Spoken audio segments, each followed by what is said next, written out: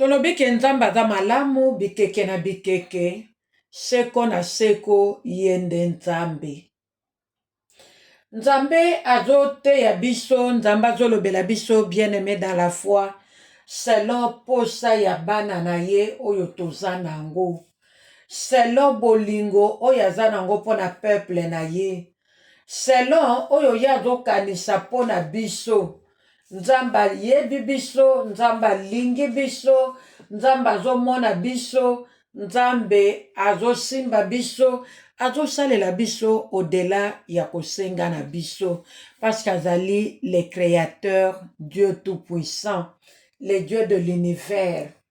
Voilà, bien-aimé, lelo tozali le 20 décembre 2025. Tozali le 20 décembre 2025. Nangolu pe na mawa na Nzambe. Nzambe apesi biso grand thème oyo tozokende kosukisa nango mbula to intitulé yango une bonne ambiance. Ambiance ya malamu. To pe atmosphère ya malamu na ndako ya mwasi mokristu, na bomo ya mwasi mokristu, na entourage ya mwasi mokristu, na libota ya mwasi mokristu, pe na belle famille ya mwasi mokristu. Pourquoi pas na kati na église ya Nzambe oyo esangisi biso lelo, malgré ba distance toza nango séparé, mais Nzambe azokutanisa biso na nzela ya maloba na ye, pe na nzela ya confiance toza nango epai na ye. Nzambe oyo aza malamu. Tozokende osukisa suka mbula na biso na teme moko ya malamu mingi. Nzambe alobi une bonne ambiance. Esengeli mwasi mokristu asepela. Mwasi mokristu asepela na bomoi Nzambe apesi ye. Na pema na bomoi Nzambe azo renouveler chaque matin. Na bandako na biso, na mabota touteli, na société oyo eyambi biso, na mokili mobimba. Cette bonne ambiance totalisaki yango na première partie ya masolo na biso, tolobaki que tolobaki une bonne ambiance. Nzambe azosepela, azolinga tosepela. To ezosala Nzambe esengo na ntango azomona biso na kati na esengo na ye. Tozalaki la première fois na Philippiens 4 verset 4. Nzambe alobi réjouissez-vous toujours dans le Seigneur. Je le répète, réjouissez-vous.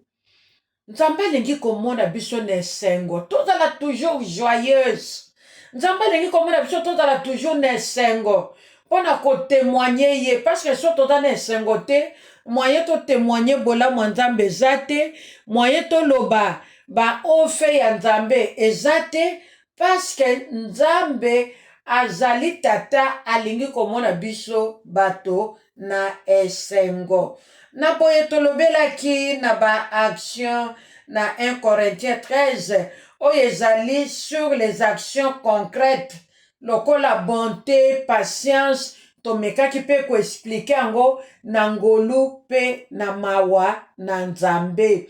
Semana nyonso tomonaki lelo tozokende plutôt mpona kocontinue une bonne ambiance to pe un bon atmosphère na koloba soki tokoti na livre ya cantique de cantique tokomona ke yango ezali kosala appel na bolingo ya papa na mama bazobengana bien-aimé, molingami, motoyo nalingi na kobenga ye bien-aimé. Akoyi kozala frère nanga dans la foi chrétienne. Akokozala sœur dans la foi chrétienne.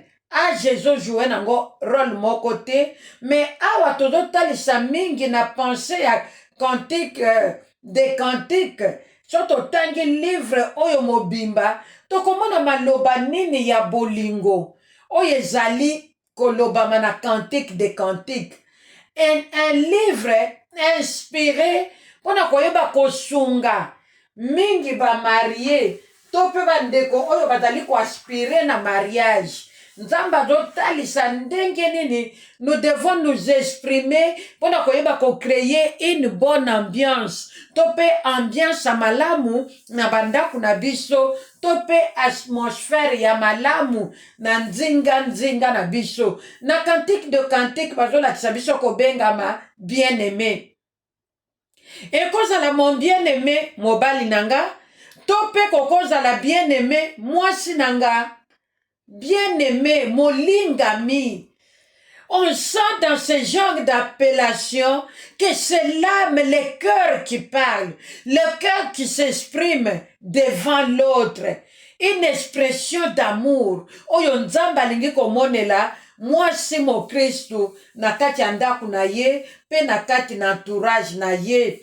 Tolobi bien-aimé, tolobi ya bien-aimé ya mwasi to pe ya mobali, tolobi mon ami, molingami ya mobali to pe molingami ya mwasi. Mama ekozala esengo mingi na kati ya ndako na yo. Na tango komisi mobali na yo ton meilleur ami. Ozoloba mobali na yo mon ami. Avec un ami, on ne se gêne pas. Avec un ami, on partage de tout et de rien. Avec un ami, on rigole. Avec un ami, avec un bien-aimé, on fait de blagues. Il y a des blagues. Moi, c'est à Télémi à créer blague moko, mobile à seki, mobile à sali sourire. Moi, c'est à Télémi à se rappeler na souvenir moko. Oh, il y a des années. Il y a même avant le mariage, dans les fiançailles. Ça crée une bonne ambiance, une bonne atmosphère na kati na bandako na biso. Alors, na kati na ba appellation oyo, tokoki kobakisa pe chéri, tokoki kobakisa mon amour, tokoki kobakisa mon cœur, tokoki kobakisa biloko nyonso oyo molimo santu akoki korevele biso mpona komema atmosphère ya malamu na bandako na biso. Yango bappellation ekomema ekodemontre que amitié ezali kati na biso, romance ezali kati na biso, pe ezali kokolisa relation na biso, pe ezali komema relation na biso na réussite totale, pe yango ezali komema lisusu une bonne ambiance. Ma sœur esengeli yo yovanda kozozela une bonne ambiance okomi lelo koregrete pourquoi naza mwasi ya libala. Si je savais nalinga nakoma nanga ta mamelo, si je savais nalingaki nazala nanga lokola Santo Polo, pona nini nga na bali, pona nini lelo yo langage na yo ekomi na vande libana. Mama, tout ça c'est simplement une ignorance. Kozanga koyeba nde memaka biso na baregret, nzoka nde nyonso nzambe akeli ezali malamu pona biso bato na ye. Voilà, bien aimé, nalingi na souligner eloko moko na pokwa lelo. Il y a très important oyo toyebaka me tomanyolaka yango na ndenge bele. Mais lelo ezozonga na lolenge mosusu selon l'inspiration du Saint-Esprit. Toujours na makomi na nzambe tango tozali na livre ya Genèse ebandeli na chapitre nango 2 na verset 21 kino na 24. Ezali verset oyo mama nyonso ayebaka, mwasi mokristo nyonso ayebaka, papa nyonso mwana na nzambe nyonso ayebaka. Parce que eza makambo oyo ezotalisa biso le mariage. Mariage ebandaki ndenge nini? Na kolala kosituka. Mariage esalemi to ezalaki pense ya nzambe. Tokomeka kotala yango verset oyo tolingaka mingi, toyebaka mingi, tolobi yango déjà Genèse 2 21 à 24. Nazotanga makomi na nzambe.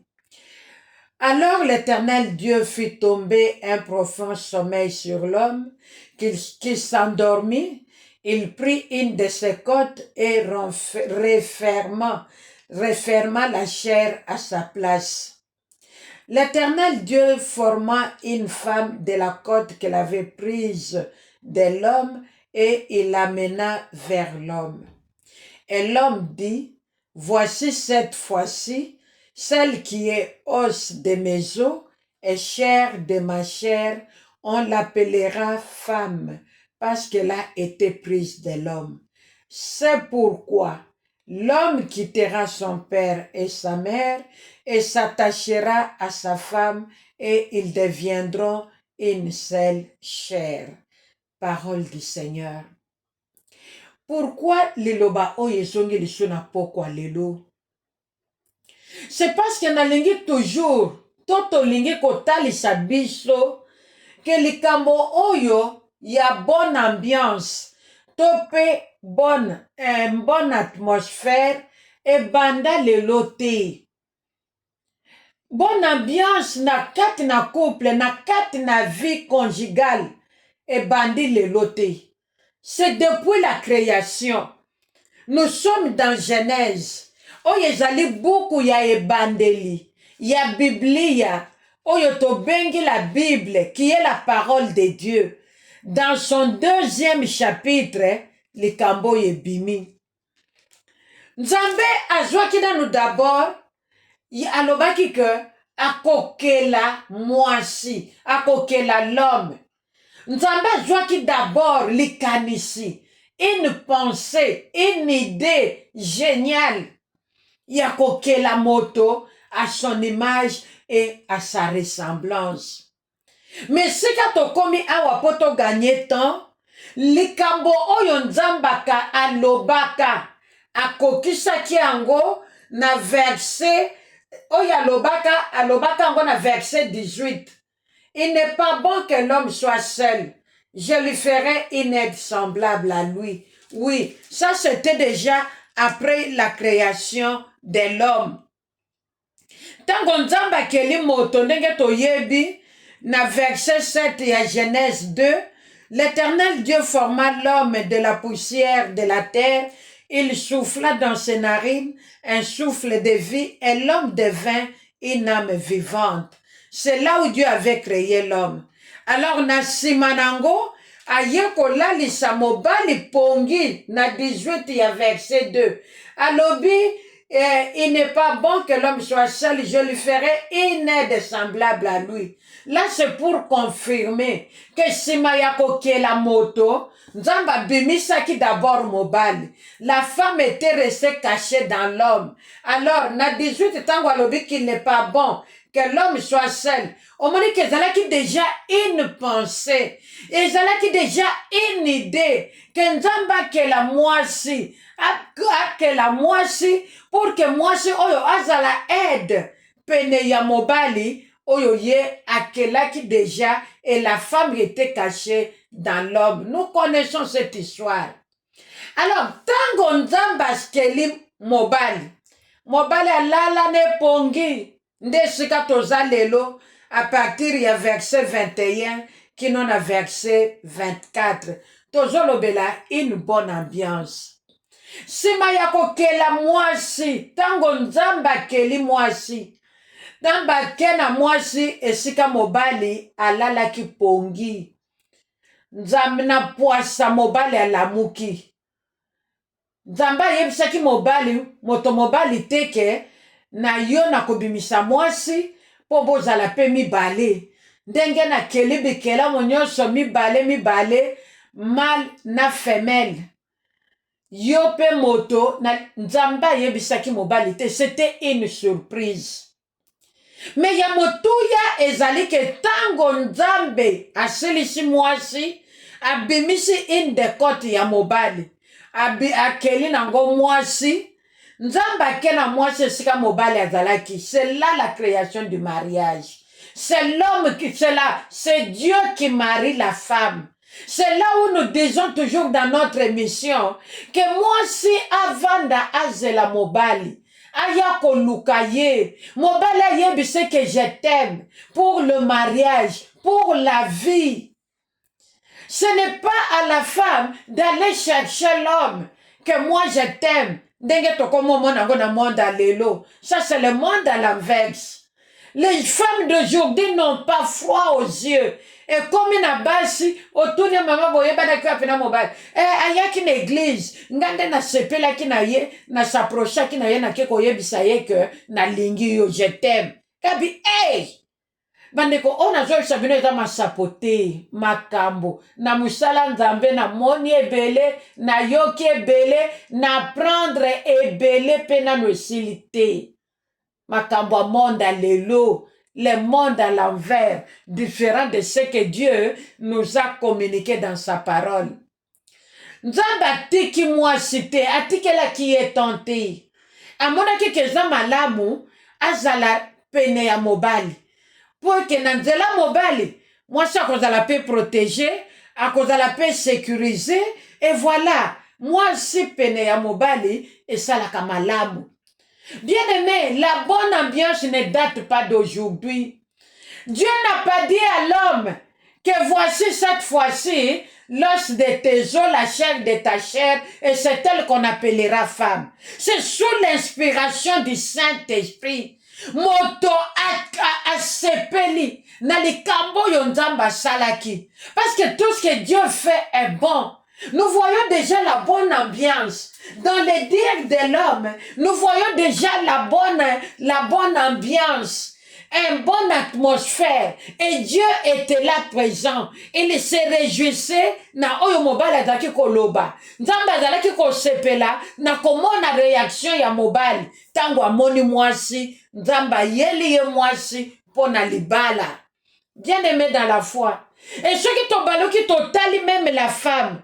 Cette ambiance-là qu'avait le mari, Adam, le premier homme, na Eden, et c'est comme Nzamba Tchakiye. Ça veut dire que la femme était contente. Elle était heureuse. Na komona kabakata ya bénédiction. Oyo Nzambe Atchaki na nzela na ye juste après sa création. Bien aimé, la bonne ambiance ne date pas de maintenant. Nzambe nde bandela kibiso ango. Yende promoteur ya ambiance ya malamu tope ya atmosphère ya malamu.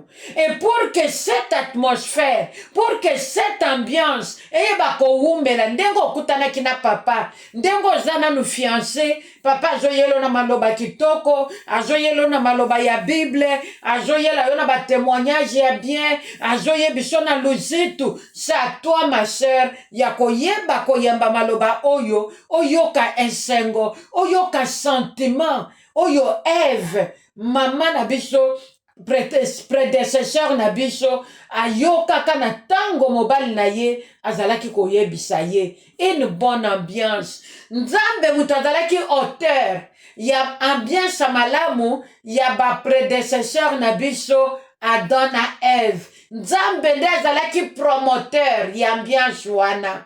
Ça veut dire que Nzambe aza modèle na biso à suivre dans sa parole.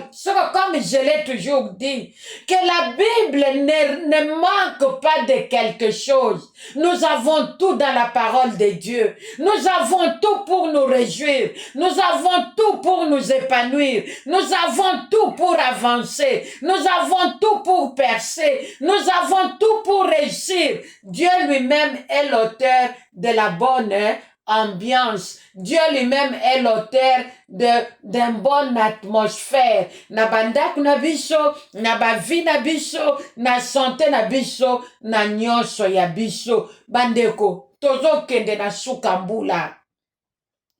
Totekali na mikolo kotanga na maboko, tope na misapi, pona koloba adieu 2025.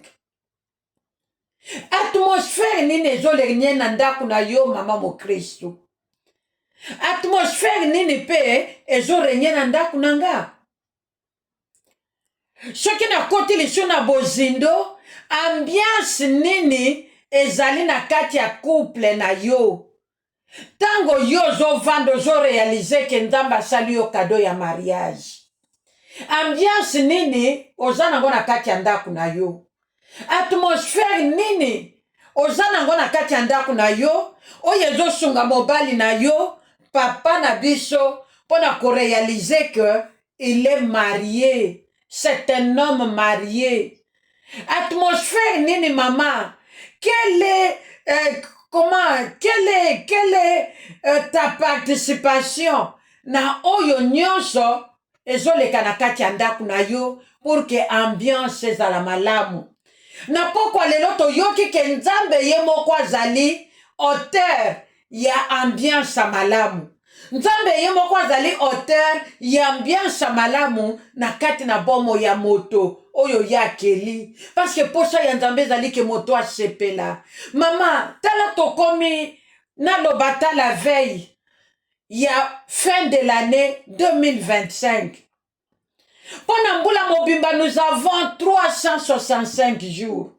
Il y a même des années là où nous avons 366 jours.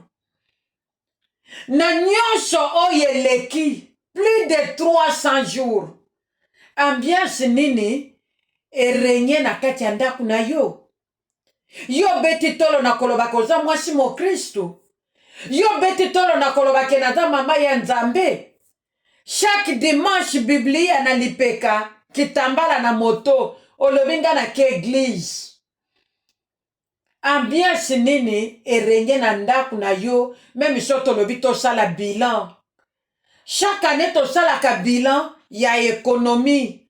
Ya kotala lolenge nini to gérer misolo oyo Nzamba pesa kibiso, oyo Nzamba tie na maboko na biso. To lobelaka na émission na biso chaque année. Na oyetali bilan annuel. To sala bilan chaque mois depuis janvier. Comment j'ai géré l'économie de mon foyer, ou bien l'économie de mon ménage, ou encore l'économie de mon mariage.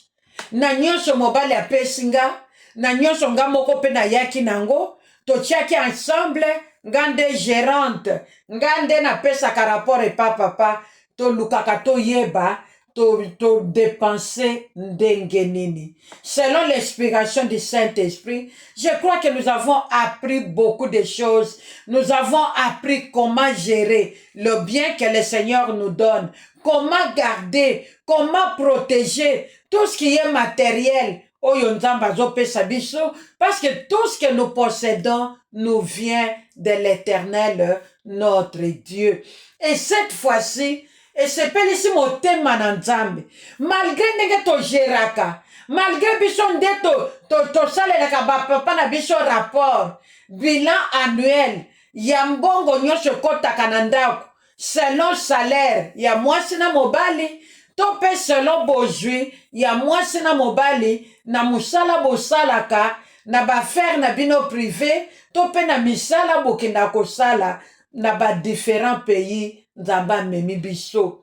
Malgré ndenge to geraka mama mo Kristo, est-ce que ozana esengo ya kozala mwasi ya libala?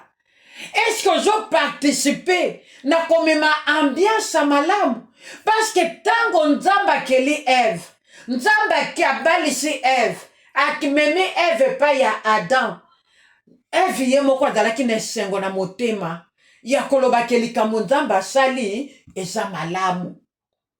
Mobali ye moko pe azalaki na esengo ya koloba ke likambo Nzambe asali eza malamu. Mama, osala na yo effort moko te ya kozala mwasi ya libala. Osala effort moko te ya kozala mama na bana. Oh ma sœur, tout ce que nous possédons, c'est tout ce que nous avons, nous vient de Dieu, nous vient du Créateur. La seule chose que le Seigneur nous recommande dans nos maisons, il y a qu'à créer une bonne ambiance. Sur les 365 jours de l'année, sur les 366 jours de l'année, bien-aimés dans la foi, il ne nous reste que 11 jours pour dire adieu 2000, merci pour 2025, et adieu 2025. Ambiance nini ezorenye na kati ya ndako no mama mo Kristo. Na pokwa lelo na lingi, mama moko alamuka, mama moko za conscience. Ya kotala mobali na ye. Bien aimé, là où il y a des gens, il y a toujours des choses. Nous devons en parler. Mobali oyo bala, azan origine na ye.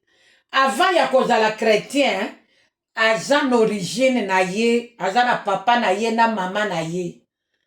Azana bandeko na ye. Malgré akokozala pe mwana liboso, mazana bandeko. Akozala pe na bayaya, mazana baleki. To pa akokozala mwana suka. Akola pe na lolenge ya famille wana. Ya baboti na ye, ndenge bansenya ye. Me lelo mobali wana za mwana na nzambe. Mais tobosana te, tout en étant bana na nzambe, nous apprenons tous les jours. Nous apprenons tout le temps. Net lelo ndenge mission zo le kaboye, nous tozolanda, pe tozali ko apprendre. Tozali ko joa un plus. Pour l'épanouissement ya bandaku na biso. Pour l'épanouissement ya vie na biso conjugale. Pour la vie na biso, ce que tozana esengo, tozana kimia, toza épanoui na bandaku na biso, na mabota na biso, c'est alors que tokoyeba pe komema esengo wana l'église ya Nzambe.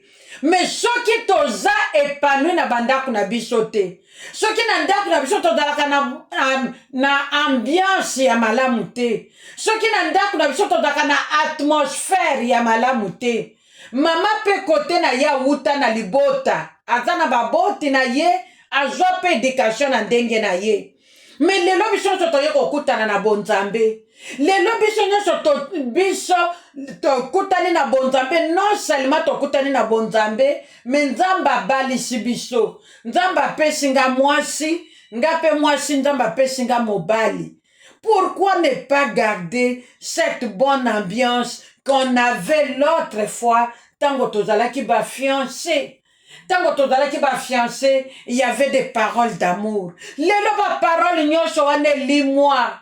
Mama mo Kristu, biso bana na nzambe nde ya kosala kisakata na maloba ya bolingo, chéri, chouchou, ainsi de suite. Ndenge touti kotangawa, bien aimé, mon ami, lelo ba appellation nyonso wana eke wapi. L'autre fois, moi j'avais entendu parler na basi ya Kisangani. J'étais encore enfant. Na koli na zoyoka basi ya Kisangani. Balobi mwasi ya Kisangani soki akutani na mobali. Mobali wana kozwa lisusu temps ya kobima te. Mobali wana kotala lisusu libanda te. Parce qu'akutani na mwasi ya Kisangani. Et on pouvait se dire à cette époque-là que basi ya Kisangani basalaka bakisi. Yako mibali ba vandela bango, mibali ba lukabasi misote, mibali ba telengana lisu na balabala te, mibali ba tala lisu na regretter. Mais lelo yo dans le Seigneur, j'ai compris la chose autrement. Tout simplement, moi si ya Kisangani, à cette époque-là, lelo dans la foi chrétienne, nous comprenons les choses nous toutes. À cette époque-là, moi si ya Kisangani atalaki enseigner que joa mobali na yo moninga, joa mobali na yo bébé po yeba kosunga ye, ki bébé na lobakawa eza te pona kokomisa bamibali na biso kinyenga, bazala ba naïf, bayebe eloko moko te, basala eloko moko te, batikala lokola bana ya kisimbi bandeko bolimbisanga me toza liboso na Nzambe. Non, ce qui n'a pas ki bébé, na sens ya que na yeba ko jouer rôle nanga ya aide malamu. Et si kana moni mobile nanga za na faiblesse, ngande na poussa na pembeni na ye, na ya kotali ce que papa. Et si koyo, omoni ba papa bazaka na bolembu makasi côté ya éducation ya bana. Papa côté lema en tant que chef de l'armée, asa général. Il y a corps d'armée militaire Songolo. Moussa Pieda Kakaboye. Moi, je ne veux pas jouer avec les enfants. Je ne veux pas jouer avec vous. Je ne veux pas. Je suis papa. Et pourtant, wana to baby si éducation ya bana. Mais papa Sengeli azala a s'approcher pe na bana. Mais nyonso na soki mama moni faiblesse. Mama oyo azali aide. Mama ndako pusana. Alobi chéri na ngai. Omoni modèle ozokende na bana. To modèle mama pa koyi komisha na kati. Ata mama yazalaka na modèle mususu. Mais mama akena no na lolenge wana po papa azala attentif. Ayoka nini mama lingi koyebisa ye. Chéri na ngai. Mon ami. Ah. Eza na ba mama mususu oyebi penda question na fungu na vande na sololi na papa ako comprendre nga bien. Na ba mama wana par exemple. Na ba mama ya prélude, ya ba préparation. Oso lambeli papa elubu oya lingaka. Otieli ye na mesa tango azolia wana. Bozo solola, soki yo pena no lia kite bozolia, mwa lisolo. Chéri na ngai, motema na ngai. Na yoka ko tango beta kakati na ngesala kanga bien. Maman, il y a des moments où yoko yebisa papa likambo. Papa yoki, même soka da général des corps d'armée. Même soka da préfet de discipline. Papa pa yoki ke muto yebisinga likambo. Omoni ndengo zokene na bana. Na moni soto zokene na bango. Na yo moko po miche na kati. Po soko milongole ko pese kanda. Ako poser une question pour tout na yo. Tu crois que yondo za ko éduquer bango bien ngaité et ko luka ti proko boko yo kanate. Alors, tango zo yebisa papa avec douceur, avec tendresse. Et là qu'on est ko yeba ko créer ambiance malamu na kati ya ndako no ya libala, na kati ya couple na bino. Toza ko lobela suka mbula yangoyo. Comportement nini mwasi mostrice azanango. Comportement nini maman ménagère azanango. Denge tolobaka la femme chrétienne, c'est elle la bonne ménagère. Parce qu'on ne peut pas être une bonne ménagère soko zananu mwasi chrétienne te. Le tout commence par là. Quelle est ta fondation? Maman mo Christo. Mbula yango etotikali na 12 jours. Sur les 365 jours, oyo nzamba pesi biso na chaque année, awa tozolo bela 2025. Mo pepe nini, ambiance nini. Ozana sourire liboso mobali na yo, même liboso abana. Ozana sourire o papa yebelaka yo nango. To yo bosana. O efasa nyonso na mutu.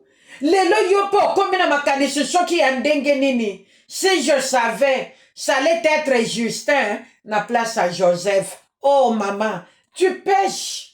Les boissons d'ambozo péché. Les boissons d'ambé aux athées. Au sobimi, les boissons à penser dans Zambé. Tu te crois marié, na kati anda kwa libala, nzo kande au sobimi na kati na penser en Zambé. Nzamba monako déjà divorcé. Maman, na kati na bonne ambiance. On oublie les erreurs de l'autre.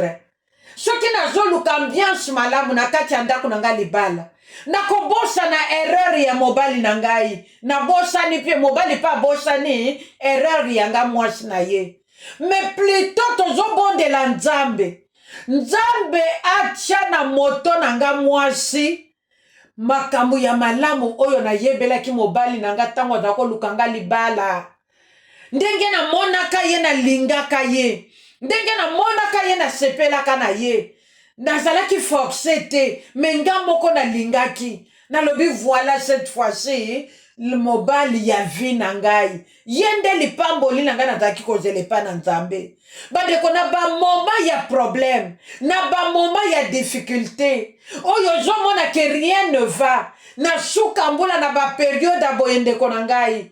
Yebisa molimo santo a rappelé yo. A rappelé yo les bons souvenirs. Ya mobile ya bala yo. A rappelé yo les bons souvenirs. Ya papa o ya boti na yo bana. A rappelé yo les bons souvenirs. Ya mobile o ya longola yo soni. Ya mobile o ya pesa yo valeur. Na liboto uteli. Na société o ya yambi yo. Pe na libota na yo. Ah, mama.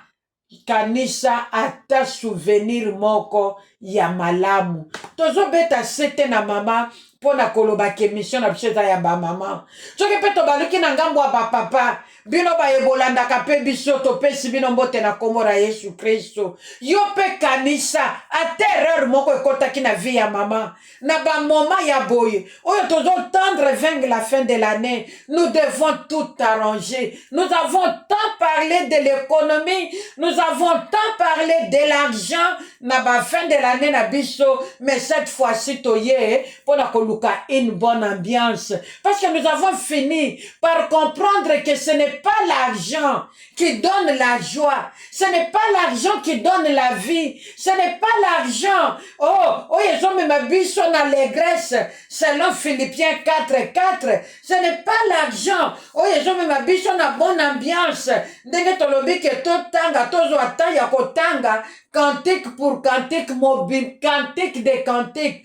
mobimba na yango tovanda en couple papa na mama totanga yango biso mibale avant la fin de cette année nous allons découvrir beaucoup de choses nous allons découvrir beaucoup de choses et des choses merveilleuses oyo koyeba liso koréanime bolingo ya papa na mama na kati ya ndako soki papa bolingo ya papa na mama epeli moto comme au début c'est alors que papa na mama bakoyeba kokommunike yango ambiance wana na kati na ndako e na tango ambiance wana ya malamu ekoti na kati na ndako c'est alors que nzambe abomoi akoyeba kobeta tolo mpona kolobaki abalisi bino mpona kolobaki se réjouit na kati na bolingo na bino bien-aimé dans la foi une bonne ambiance une bonne ambiance ezobosanisa mutu pasi songolo ya vie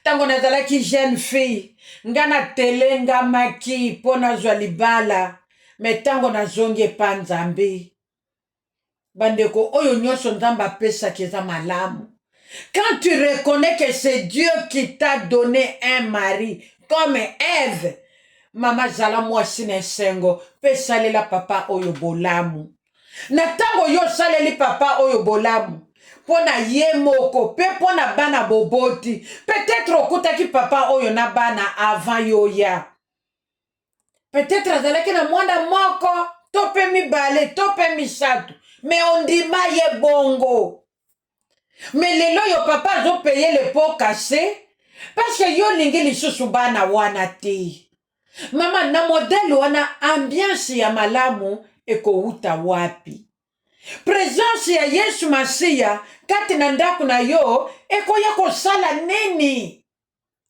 tala bisika yo kotisa moto ya misato c'est l'ennemi le diable qui ne vient que pour voler égorger et détruire mais Jésus-Christ vient pour donner la vie et il la donne en abondance. Jean chapitre 10 verset nango 10. Une bonne ambiance koyi kozala te na tango mama komi kokabola bana. Il y a des femmes qui se disent chrétiennes, je m'excuse beaucoup, mais nous devons en parler pour que tobongisa pe kombo Yesu yeba kozwa lokumu.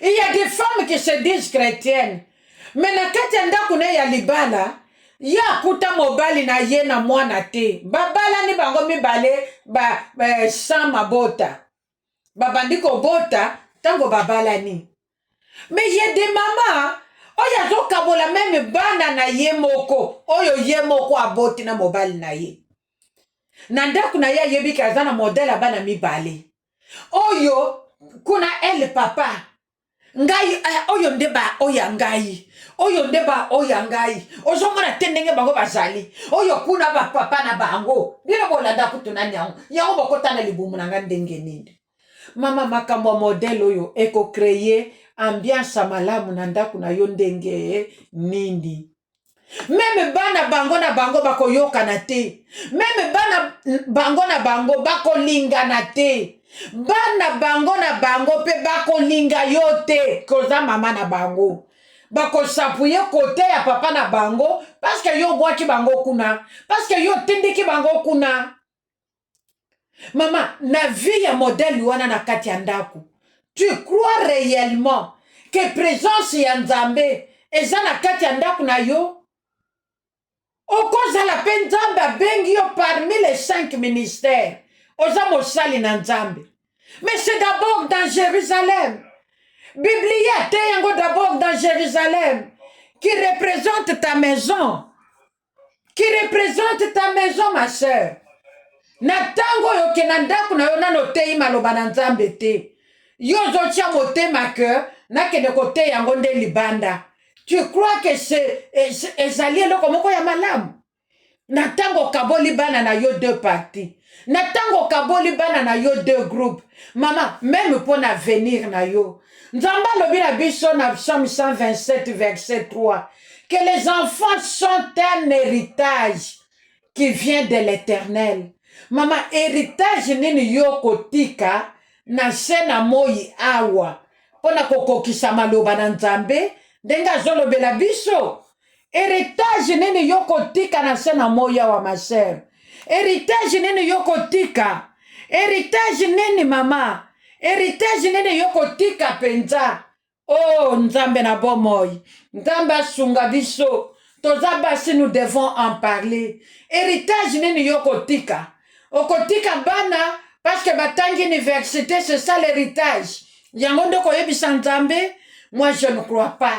Parce que tangi si bango université baza ba médecin, parce que baza ba docteur na droit, parce que baza ba économiste, parce que baza je ne sais pas qui. Ce n'est pas ça l'héritage que le bon Dieu nous parle. Nzamba lobi bana baza héritage ko ute pa na nzambe. Maman, préparer succession na yo. Lelo yo zo te ya maloba na nzambe, rempli de grâce, rempli de la puissance divine. Lelo yo zo telemisa, ozo telema na kati ne tongo zo salela nzambe. Nandaku na yo eloko moko te. Quel est l'héritage que tu vas laisser ici sur terre?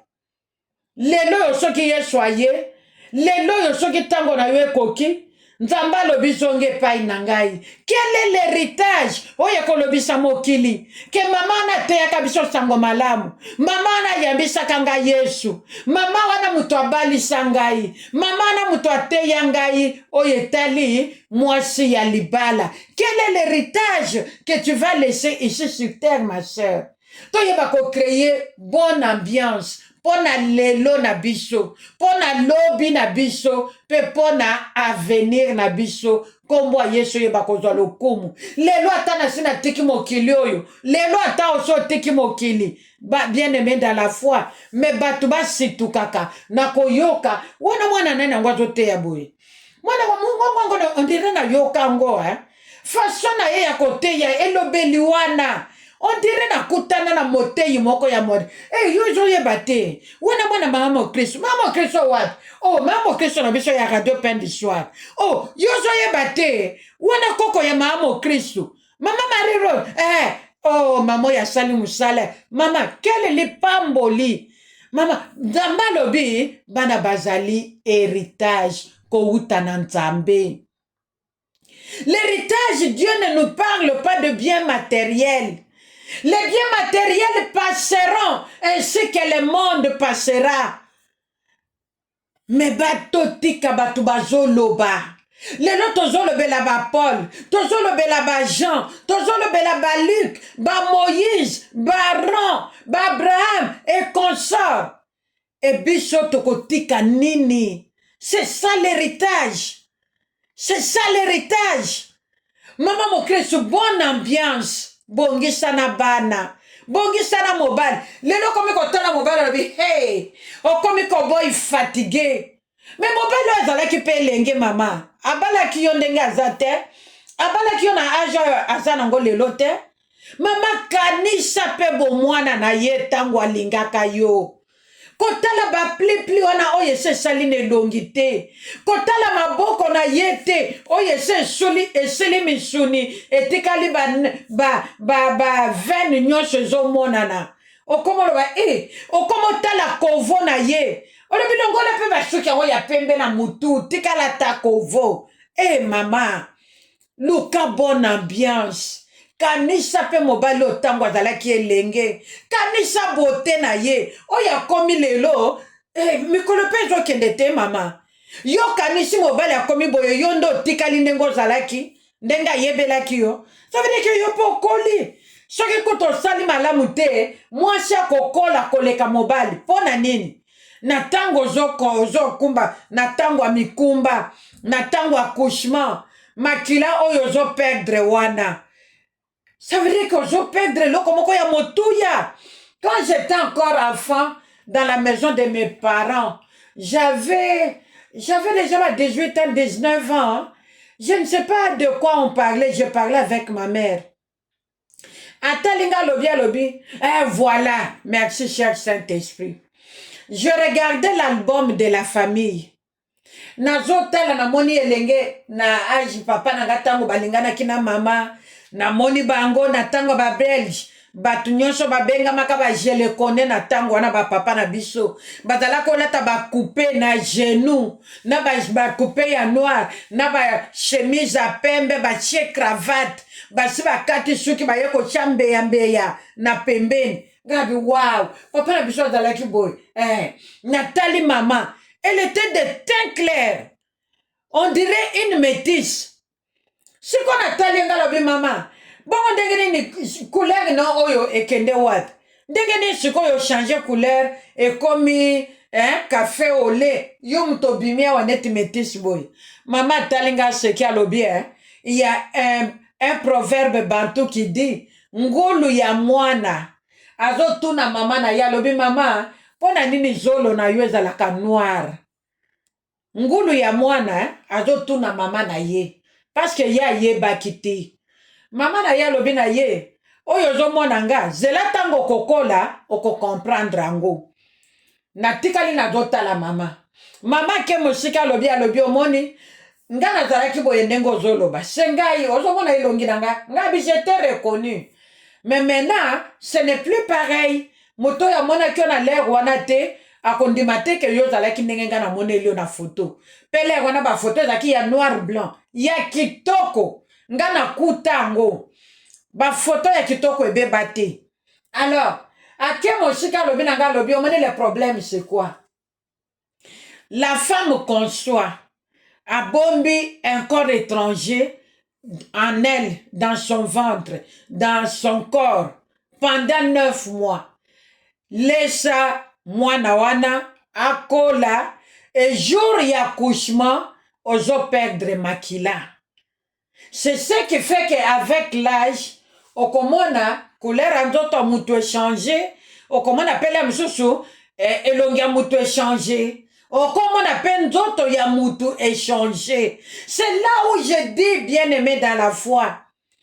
Natango oyo ya suka ya mbula, kanisa tabola mumoko ya papa.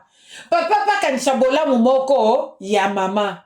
Na temps oyo ya fin de l'année ndenge okoma koloba na motema na yo ye akomi kovo la misu bobalanaki na ekart ya 10 ans la misu bobalaki na ekart d'âge ya 15 ans lelo papa oyo akomi un peu mwa mokolo par rapport na yo 10 ans 15 ans eza ebele yo okoma koyine na motema nakomi koyoka soni tala baninga age na nga babala mibali ya ekari ya 1 année ekari ya 2 ans tala nanu bango na mibali na bango baza bien oyanga akomi kobima koko mais mama kanisa pe kibolenge ya mwana mobali otango ayeki kolinga yo pona nini otangelaki ye age wana te keza ebele otika ye mais lelo na motema okoma na murmure lelo na motema okoma na regret lelo na motema okoma na makanisi ebele oye mema yo déjà na divorce sans que tu le veuilles sans que tu le chasses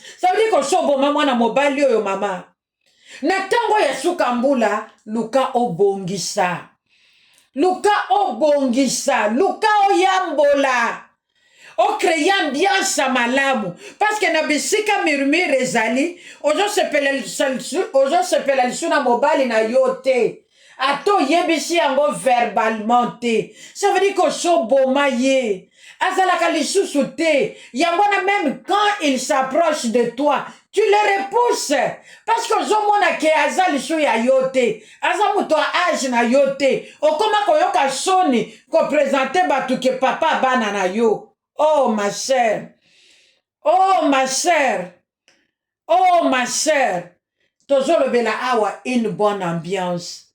To bongisa, yako yambola to yambola, yako créer to créer. Si nous n'avons pas encore créé une bonne ambiance dans nos maisons, oh, eloko moko ezo matanga na motema na sukisa nango.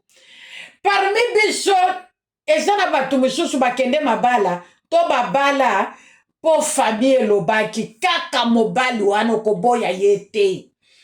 Oboya na yo me babetela yo bapupolela yo maputa, babetela yo makolo na se tokotala. Soko boyi ye tokotala place tokosuka. En fin de compte, ondima mwana mobali wana. Mama na ngai. Oso ndima libala wana pe bambule bele. Obota pe bana na papa wana. Peut-être babali sakyo libala ya bombanda. Na tango wana. Peut-être yo moko po kendaka libala ba bombanda. Po ye baki na yoto ozalaki no enseigner te. Peut-être libota pe boyaki. Mais lelo tokosala. Libalo ba popolela kyo makolo. Libalo yo moko kendeki na kati na kozanga koyeba. Bandeko na ngai to créer la bonne ambiance. Lelo tozo mi moda ba prisonnière quelque part parce qu'on n'avait pas un mot à dire. Ndeko makamisusu ya koloba na micro te. Luka mosali na nzambe. Luka pasteur na yo oya te ya koma loba na nzambe. Benga biso na peine du soir. Ndengo zolanda biso boye. To yeba sagesse ya nzambe. Na esiko yo komi, na bisiko yo zaleli. Okomi kuna ndenge nini, ebandaki pe ndenge nini. Na temps oya suka de l'année. Nzamba lingi to sepela na bandaku na biso. Nzamba lingi komona biso na mawate. Nzamba lingi komona biso na ba regret pete. Yo yoza concerné na kati ya likambo na kanaki na ngango te. Mais na yo kengo komata na motema na ngai avec empressement. Yango na libéré parole. Parce que ce n'est pas moi, c'est le Saint-Esprit du Seigneur qui nous parle. Oui, bien-aimés, nous avons parlé d'une bonne ambiance, une bonne atmosphère. Fin yambula yangoyo. Suka yambula yangoyo. Tozo zela les 12 jours et les cas. Po biso to kota na 2026. Na ndenge tozaleli. Ou bien tozo luka to bongisa na nzambe. Pour que na 2026. Tope avant bula oyesila. To yebisa batu que Dieu est bon. Voilà ce que le Seigneur attend de nous. Voilà tout ce que le Seigneur nous demande. Voilà ce qu'il nous recommande. Avec joie, avec amour, le Seigneur nous a parlé. Tu as eu ta part et j'ai aussi reçu ma part. Ma prière ce soir est que Nzamba Lola a continué na kolobela biso, a continué na kotalisa biso exactement ce que nous devons faire pour créer une bonne ambiance, une bonne atmosphère na bandaku na biso, n'église nzambe, na ba voisin na quartier sika tovandi, na mabota tobaleli, pe na mabota na biso. Nzamba lola mona biso, pe asala biso bolamu e bele.